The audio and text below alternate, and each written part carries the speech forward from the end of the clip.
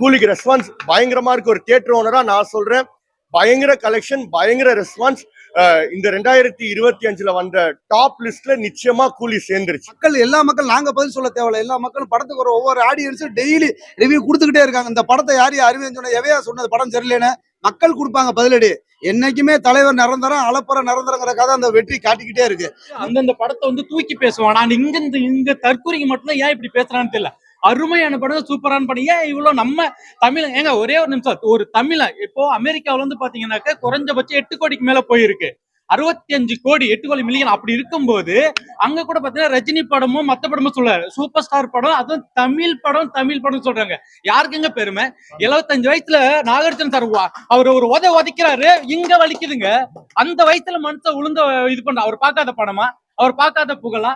அப்படி இருக்கும் போது அந்த மனுஷனுக்கு நாம் தமிழனுக்காக ஒரு ஓப் கொடுக்கலாம். அப்புறம் யாருங்க? இன்னும் ஒண்ணு சொல்றேங்க, எல்லாருக்கும் வணக்கம்.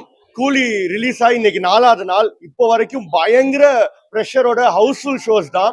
கமலான்னு இல்ல, எல்லா தியேட்டர்லயுமே வந்து ஷோஸ் வந்து ஹவுஸ்ஃபுல்ல மட்டும்தான் போய்கிட்டு இருக்கு. ஒரு டிக்கெட் கூட பிரேக் ஆகல.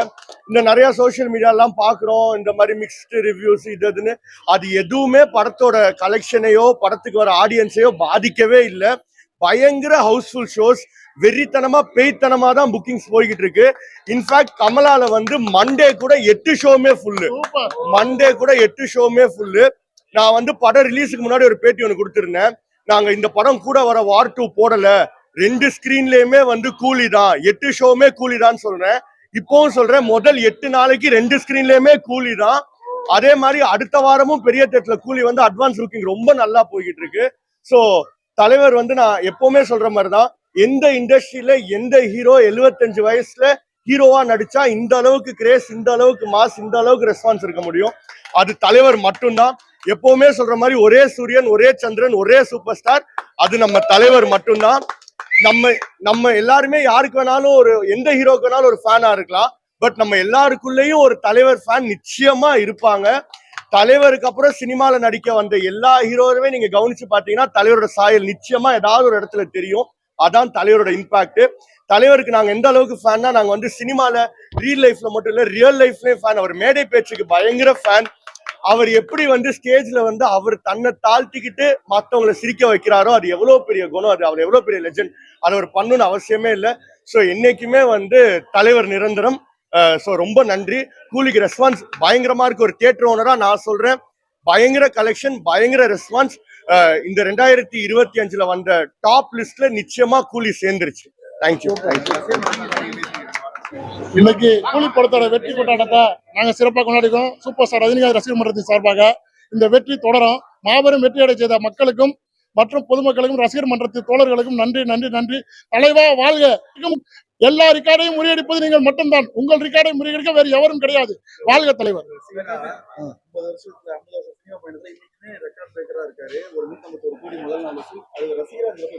ரொம்ப பெருமையா இருக்கு. அதாவது தலை நிமிர செய்வேன் ரசிகர்கள்லாம், கண்டிப்பா இன்னைக்கு தலை நிமிர வச்சுட்டாரு. எங்களை எல்லாம் தலைவர் தலை நிமிர வச்சுட்டாரு இன்னைக்கு. அது போதும் எங்களுக்கு. எங்களை வந்து யாரும் எதுவும் பண்ண முடியாத அளவுக்கு இந்த 151 கோடி ரெக்கார்டுன்றது வந்து 75 வயசுல படைச்சது வந்து சாதாரண விஷயம் இல்ல, சாதனை விஷயம். இந்த சாதனை படுத்த தலைவருக்கு நன்றி.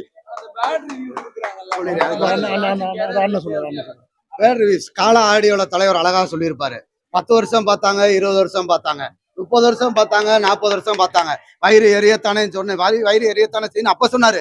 இப்போ 50 வருஷம் பாக்குறாங்க, இன்னும் 60 வருஷம்னாலும் பார்ப்பாங்க. அதனால வரதான் செய்யும். ஆனா எல்லா மக்கள் நாங்க பதில் சொல்ல தேவையில்ல. எல்லா மக்களும் படத்துக்கு ஒரு ஒவ்வொரு ஆடியன்ஸும் டெய்லி ரிவ்யூ கொடுத்துக்கிட்டே இருக்காங்க. இந்த படத்தை யாரையும் அறிவியன்னு சொன்ன எவையா சொன்னது படம் சரியில்லைன்னு மக்கள் கொடுப்பாங்க பதிலடி. என்னைக்குமே தலைவர் நிரந்தரம், அளப்பற நிரந்தரங்கிற கதை அந்த வெற்றி காட்டிக்கிட்டே இருக்கு. 151 கோடி இது வரைக்கும் எத்தனையோ பேர் படத்துல நடிச்சிருக்காங்க. தமிழ்நாட்டு ரெக்கார்டுல சன்னிஸ் கலாநிமாறன் சார் சொன்ன மாதிரி ஒன்லி சூப்பர் ஸ்டாருங்கிறனால 151 கோடியை காமிச்சிருக்காரு. முதல் 4 வருஷம் மட்டும் 145 எவ்வளவு வேணாலும் வாயில வட சுடலாம்.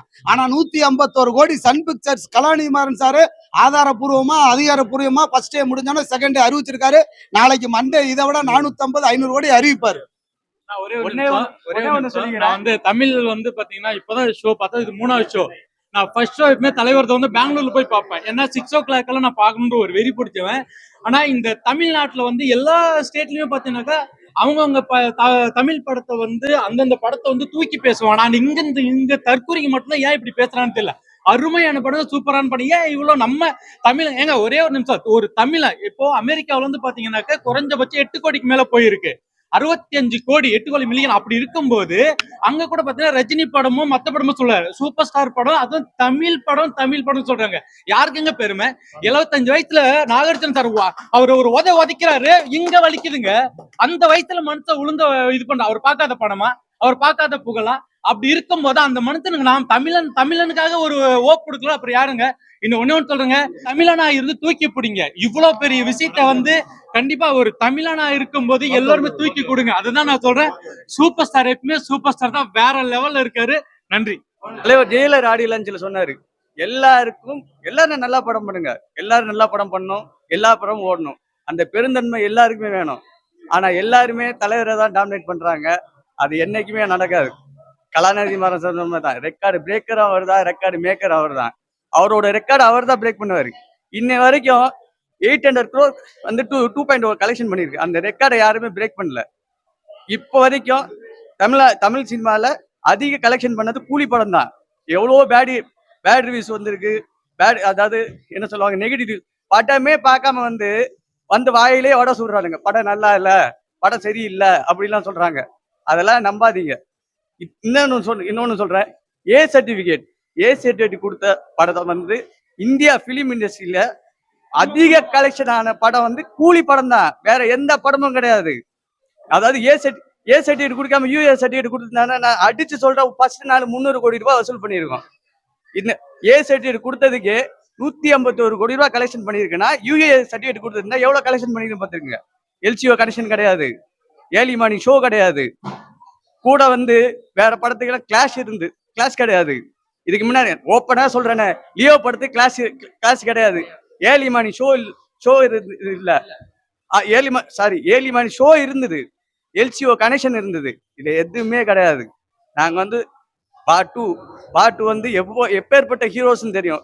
ரித்திக் ரோஷன் அவர் வந்து தெலுங்குல வந்து பெரிய ஹீரோ. அவரு அந்த மூவியோட கிளாஷ் விட்டு எங்க தலைவர் அடிச்சிருக்காருன்னா அவரோட டேலண்ட், அது அவரோட இது.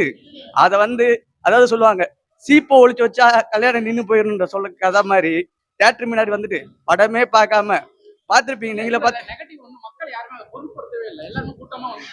ஆமா, மக்கள் வந்து அதை பொருட்படுத்தவே மாட்டாங்க. என்ன சொல்றேன்னா, நீங்க எதுக்கு நெகட்டிவ் ரிவ்யூ கொடுக்குறீங்க? அதாவது நான் தலைவருக்காக பேசல, ஒரு படம் நினைத்தா அந்த படம் வந்து ஒண்ணுமே கிடையாது. நானும் ரீல்ஸ் போடுறேன் தான். ஒரு மொபைல் எடுத்து ஒரு ரீல்ஸ் போடுறது எவ்வளவு கஷ்டம் தெரியுமா?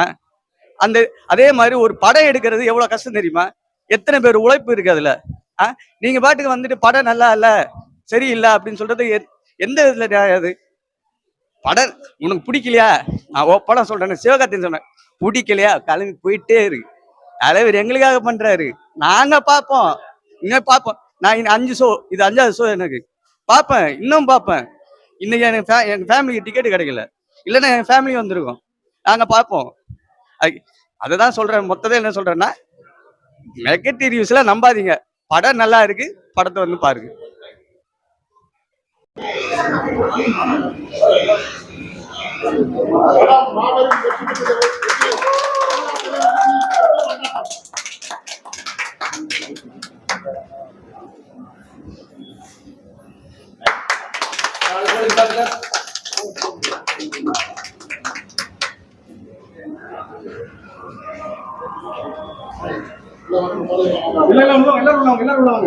கொஞ்சம் பேக்ல வரலாமா?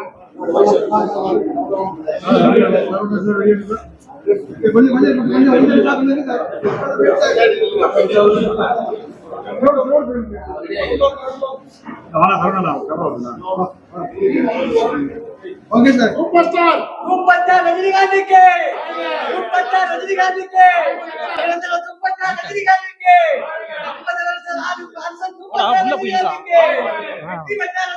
மைக்க போடுறா, மைக் கவர் ஆகும்.